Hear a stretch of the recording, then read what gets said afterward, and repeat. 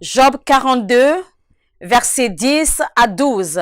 Nous avons commencé le dimanche dernier les déclencheurs d'un puissant revirement. Job 42 du verset 10, et le Seigneur retourna la captivité de Job quand il pria pour ses amis. Et le Seigneur donna double à Job. Quelqu'un dit double. Avant d'évoluer, je vais dire ceci au nom de Jésus. Pour toute honte, toute douleur, toute lutte que vous avez eue, Dieu vous donne double promotion. Dieu vous donne double pour vos luttes. Et l'Éternel lui accorda double de ce qu'il possédait avant. Alors, vinrent le visiter tous ses frères et toutes ses sœurs et les anciens qui mangèrent dans sa maison.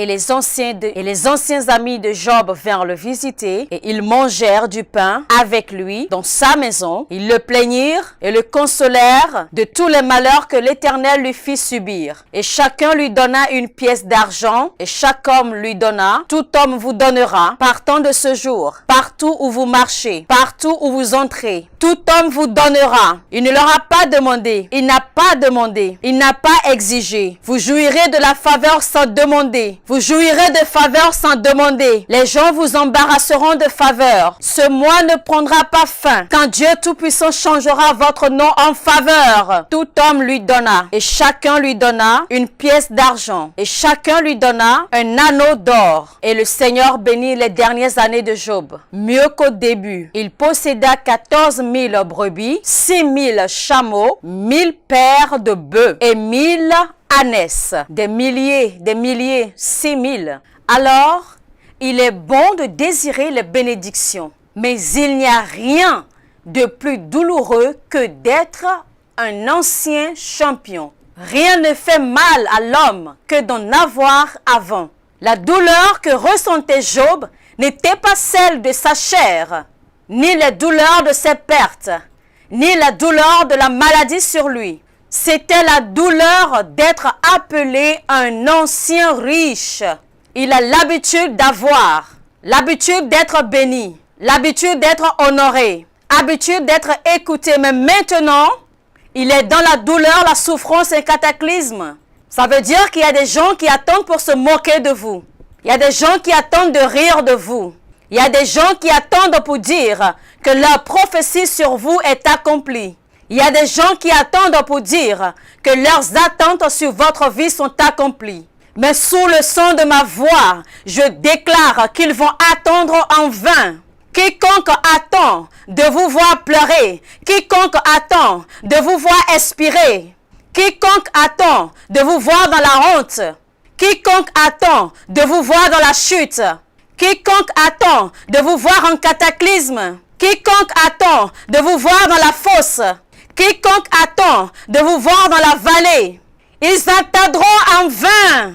Leur prophétie échouera. Leur prophétie échouera. Leur prophétie échouera. Leurs attentes échoueront. Leurs attentes échoueront. Même si vous souffrez actuellement, ne te réjouis pas de moi, ô mon ennemi. Car si je tombe, je me relèverai. Si je suis dans les ténèbres, le Seigneur sera ma lumière. Le Seigneur sera votre lumière. Il vous sortira des ténèbres. Il sortira vos pieds des filets. Car il sortit mes pieds des eaux boueuses. Et il les a affermis sous le rocher pour tenir. Quelqu'un dit feu, feu, feu. Déclencheur pour un puissant revirement. Je nous ai expliqué ce que signifie un puissant revirement. Je nous ai dit qu'il existe le revirement et un puissant revirement. Un revirement peut être initié humainement. Un revirement peut être humainement accéléré. Mais un puissant revirement est lié qu'à Dieu. Tout est en rapport avec Dieu.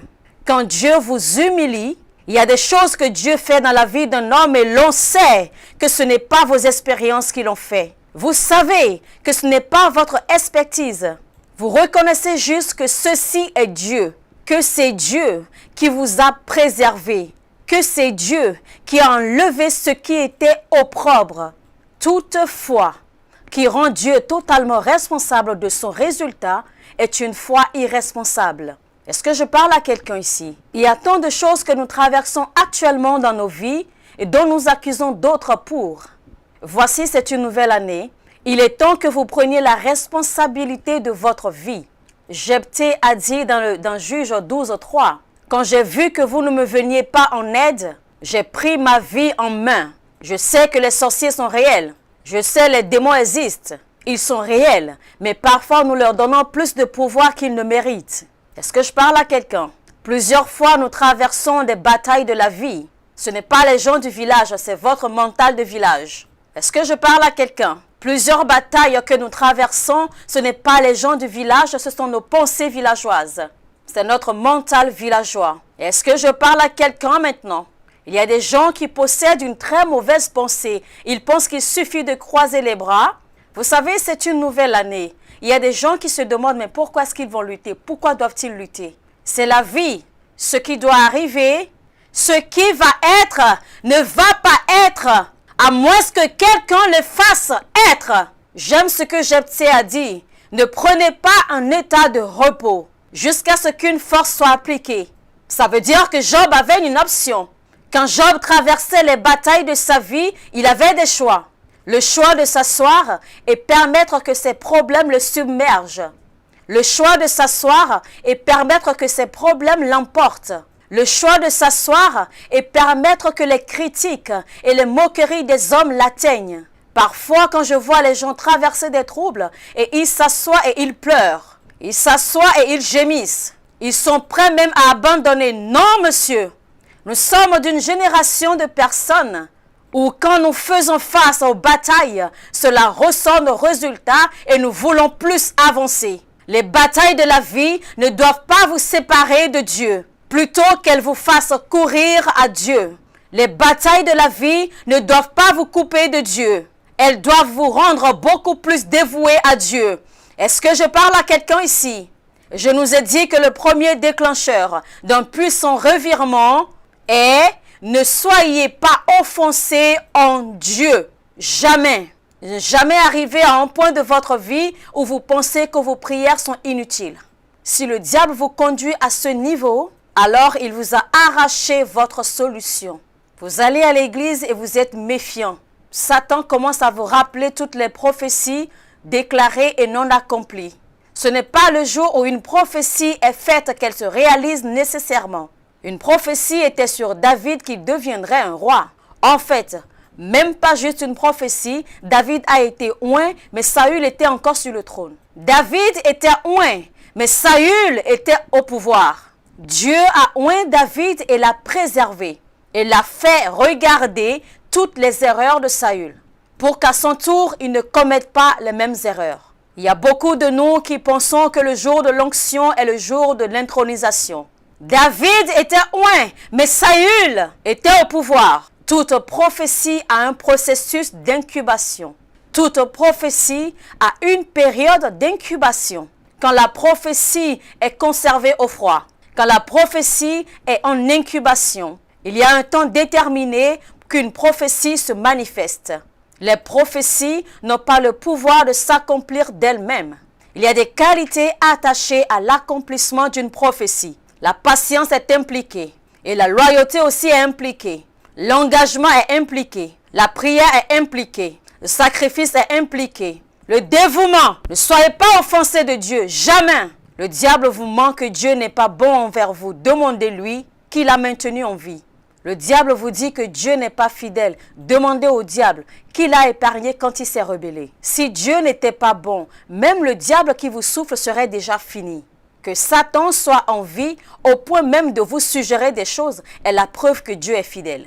L'existence du diable est la preuve de la fidélité de Dieu. L'existence du diable est la preuve de la miséricorde de Dieu.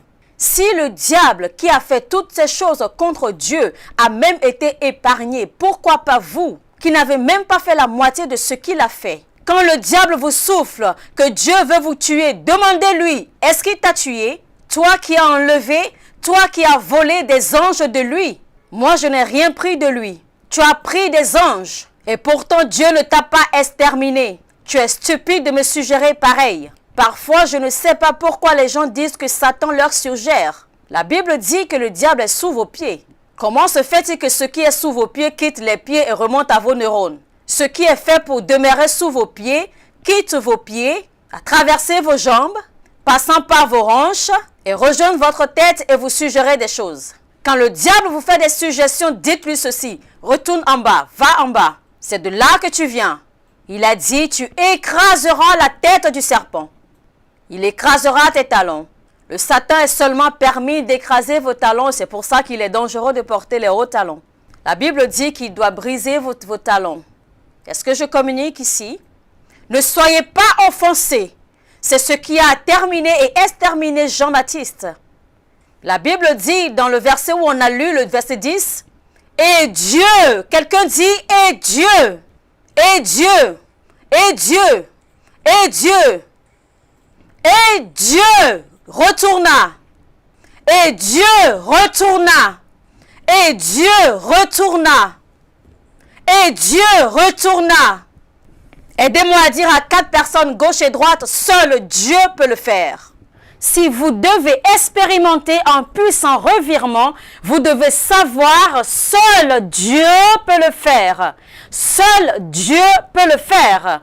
Seul Dieu peut le faire. La Bible dit dans Actes chapitre 4 et au verset 12, « Il n'y a pas de salut en aucun autre, car il n'y a aucun autre nom donné parmi les hommes par lequel on peut être sauvé. Seul Dieu peut le faire. » La Bible dit dans Job 42, verset 2, « Je reconnais que tu peux tout faire et rien ne peut s'opposer à tes pensées. C'est pour cela qu'il peut sauver parfaitement ceux qui s'approchent de Dieu par lui, étant toujours vivants pour intercéder en leur faveur. » Philippiens 3, 21, il dit que Dieu est capable d'assujettir toutes choses. Philippiens 3, verset 20, il dit que Dieu est capable de faire toutes choses excédemment et abondamment, infiniment au-delà de ce que nous demandons ou pensons et par la puissance qui agit en nous. Il dit dans Daniel 3, verset 17, « Notre Dieu que nous servons peut nous délivrer de la fournaise ardente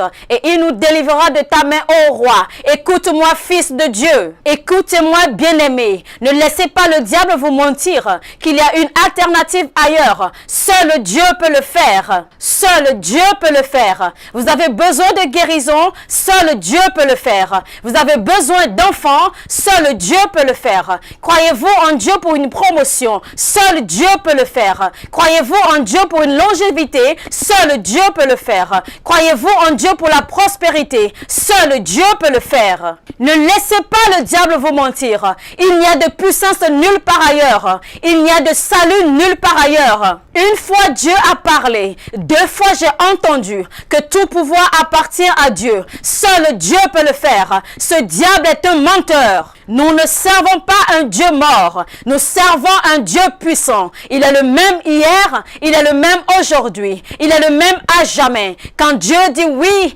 personne ne peut dire non. Quand Dieu t'élève, personne ne peut te rabaisser. Dieu est avec vous. La puissance est avec vous. La gloire est avec vous. Seul Dieu peut le faire. Vous sortirez des troubles. Seul Dieu peut le faire. Vous sortirez des maladies. Seul Dieu peut le faire. Vous sortirez du recul. Seul Dieu peut le faire. Quelqu'un crie feu, feu, feu, feu, feu. Installez-vous. Écoutez. Écoutez ceci.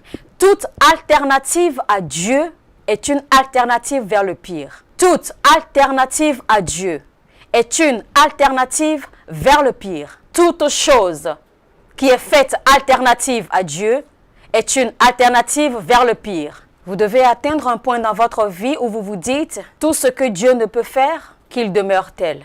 Si Dieu ne peut me bénir, que je demeure tel. Toute chose que Dieu ne peut faire, que cela demeure tel. Car s'il y a quelque chose, toute chose qui est suggestive, ces personnes qui vous disent qu'ils ont visité des féticheurs, ils ont eu une grossesse, ils ont visité ceci, ils ont eu cela, ils ont visité cela, ils ont eu ceci, c'est un agenda satanique. C'est un sort diabolique. Le diable ne peut pas vous donner ce qui ne vous troublera pas. Vous allez au diable pour un enfant, il vous donnera son produit. Tout fabricant vous donne son produit. Et c'est une extension. Suis-je en train de communiquer? Pourquoi Dieu est-il énervé? Quand Dieu vous voit adorer des idoles, pourquoi est-il énervé? Pourquoi Dieu est-il énervé? Puis-je vous dire ceci? La jalousie de Dieu est sur la plateforme de son omnipotence. La jalousie de Dieu est sur la plateforme de son omnipotence. Il est jaloux parce qu'il est tout puissant. C'est sur la plateforme de son omnipotence. Il est tout puissant. Il est l'omnipotent Dieu. Alors où allez-vous? Ceux qui servent les idoles, Jérémie 10 nous dit, ceux qui servent les idoles leur ressemblent. Ceux qui les servent, la Bible dit qu'ils leur ressemblent. La génération de gens dont la Bible nous parle dans Romains 1, 25, qui ont choisi de servir la créature et non le Créateur. Ils ont choisi de servir. Il dit qu'ils ont transformé la vérité de Dieu en mensonge. Ils adorent, ils servent la créature plus que le Créateur. Quand le diable vous dit que servir Dieu est un problème, c'est ce genre de situation dans laquelle Élie s'est retrouvé et il a appelé Ahab. Il dit, jusqu'à quand vas-tu être entre deux opinions? Les croyants en Dieu vont aller dans la maison de féticheurs. Quand ils finissent avec le féticheur, ils reviennent dans le temple de Dieu. Dieu est l'alternative. Il dit, jusqu'à quand allez-vous être entre deux opinions? Si Dieu est Dieu, servez-le. Si Baal est Baal, servez-le. Si Dieu est Dieu, servez-le. Si Baal est Baal, servez-le. Jusqu'à quand allez-vous être entre deux opinions? Et j'ai besoin que ceci soit une parole qui va demeurer dans votre pensée. Seul Dieu. Et Dieu retourna. Et Dieu retourna. La confiance est la vertu la plus élevée dans notre voyage de chrétien. La confiance, c'est la plus grande vertu. Dieu merci pour la foi. Dieu merci pour l'espoir. Dieu merci pour l'amour. Dieu merci pour tout ceci. Mais la plus grande vertu, c'est la confiance. Car la confiance tient ferme, même quand la foi échoue. Quand bien même l'espoir est questionné. La confiance tient ferme. Quand tout a l'air d'aller contre vous, la confiance tient ferme. Psaume 11, verset 1. Psaume chapitre 16, verset 1 dit « Aie foi au Seigneur ». Psaume chapitre 20, verset 7 dit « D'autres comptent sur leurs chars, certains sur leurs chevaux, mais nous croyons dans le nom du Seigneur ». Proverbe chapitre 3, verset 5 dit « Confie-toi à l'Éternel de tout ton cœur et ne t'appuie pas sur ta sagesse. » En d'autres termes, verset 6 « Reconnais-le dans toutes tes voies et il aplanira tes sentiers. » Psaume 125, verset 1 dit « Ceux qui croient au Seigneur seront comme la montagne de Zion et ne peuvent être déplacés. » Psaume chapitre 25, verset 2 dit « Ô mon Dieu, en toi je me confie. Que je ne sois pas couvert de honte et que mes ennemis ne se réjouissent pas à mon sujet. » Dans Ésaïe 26, verset 4, il dit « Confiez-vous à l'Éternel à perpétuité, car l'Éternel est l'Éternel, le rocher des siècles. » Votre confiance, c'est quoi la confiance? La confiance, c'est la loyauté. La confiance, c'est la fiabilité. La confiance, c'est une résolution. La loyauté. La confiance est une fiabilité absolue. La confiance est un engagement sans méfiance. La confiance est stupéfiante. Stupéfiant. Stupéfiant. Un engagement stupéfiant. Une dépendance stupéfiante. Un dévouement stupéfiant. La confiance, c'est ce qui touche l'esprit d'un homme et il dit, même si Dieu ne me bénit pas alors que je demeure tel. Même si mon service à Dieu est de l'arnaque, que cela demeure tel. Rien ne peut me bouger. Alors même s'il n'y a pas le feu infernal, il y a le feu terrestre. Alors la Bible dit, et Dieu. J'ai donc besoin que vous compreniez que personne ne vous mente. Que jamais personne ne vous mente.